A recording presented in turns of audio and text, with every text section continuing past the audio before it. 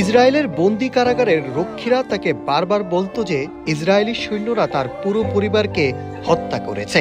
এক ধরনের মানসিক নির্যাতনে তিনি যেন ভেঙে পড়েন। কিন্তু আজ যখন তিনি তার গাজার বাড়ির সিঁড়ি দিয়ে উপরে উঠলেন, তখন তার স্ত্রী ছুটে এসে তাকে জড়িয়ে ধরলেন। এ যেন আনন্দের এক আত্মচিৎকার। মা, স্ত্রী ও সন্তানকে দেখতে পেয়ে নিজের চোখে যেন বিশ্বাস করতে পারছেন না। তার পরিবারের সাথে পূর্ণ মিলনের এক মর্মস্পর্শী মুহূর্ত যেন পৃথিবীর শ্রেষ্ঠ মুহূর্তের রূপ নিল। তিনি হলেন একজন ভাগ্যবান ফিলিস্তিনের ফটো সাংবাদিক সাদি আবু সিদিও।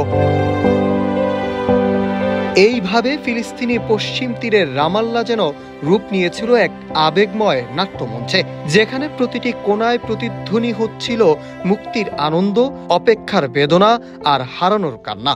একদিকে দীর্ঘ ২৪ বছর পর সন্তানের ফিরতি আনন্দের অভিভূত মা, অন্যদিকে মুক্তির তালিকা থেকেও ভাইকে না পেয়ে বোনের অসহায় কান্না। একই স্থানে মিলেছে উচ্ছ্বাস, বেদনা, ক্ষোভ আর অনিশ্চয়তার গল্প। রামাল্লার আকাশ জুড়ে সেদিন মিশে গিয়েছিল উচ্ছ্বাস ও আর্তনাদের সুর। ইসরায়েলি কারাগার থেকে মুক্তিপ্রাপ্ত ফিলিস্তিনি বন্দীদের বহনকারী বাসগুলোর বহর শহরে প্রবেশ করতেই হাজারো মানুষের ঢল নামে রাস্তায়।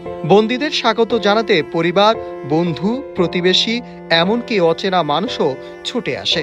ব্যারিকেডের ওপারে দাঁড়িয়ে প্রিয়জনের মুখ খুঁজতে থাকা মানুষের চোখে তখন শুধু উদ্বেগ আর ভালোবাসা।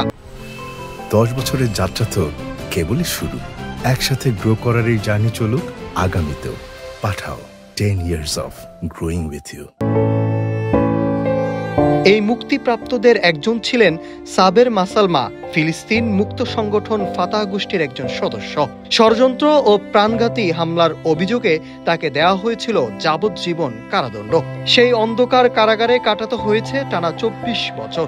মুক্তির দিনে বাস থেকে নামতেই স্বজনদের উল্লাসে ভরে ওঠে চারপাশ। কেউ তাকে কাঁধে তুলে নেয়, কেউ চোখ মুছে তাকিয়ে থাকে অবিশ্বাসে। তাকে স্বাগত জানানো হয় বীরের মর্যাদায়।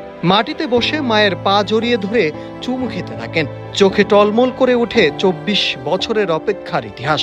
সেই দৃশ্য উপস্থিতি কেউ চোখের জল থামাতে পারেনি।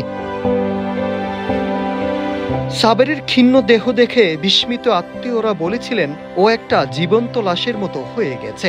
কারাগারে অপুষ্টি ও নির্যাতনের দমে যাওয়া শরীরটিকে আবার সুস্থ করে তুলতে হবে, এই সংকল্প জানালেন তারা। কারাগারের ভিতরের অভিজ্ঞতা নিয়ে সাবের শুধু একটি শব্দ বলতে পেরেছিলেন, ভয়ঙ্কর। ভয় আর প্রতিশোধের আশঙ্কায় বাকিটুকু তার কণ্ঠে আটকে যায়। অন্য মুক্তিপ্রাপ্ত বন্দীরাও জানিয়েছেন, গত 2 বছর ছিল তাদের জীবনের সবচেয়ে নরকের সময়।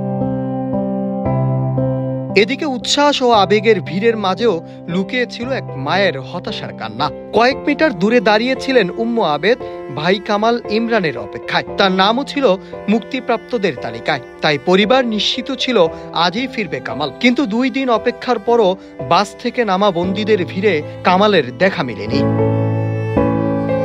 খবর পেলেন তাকে হয়তো গাজায় নির্বাসনে পাঠানো হয়েছে। কান্নায় ভেঙে পড়লেন উম্মু আবেদ। আমরা 2 দিন ধরে ওর অপেক্ষায় বসে আছি, যদি নির্বাসনী হয় তবে আগে বলল না কেন।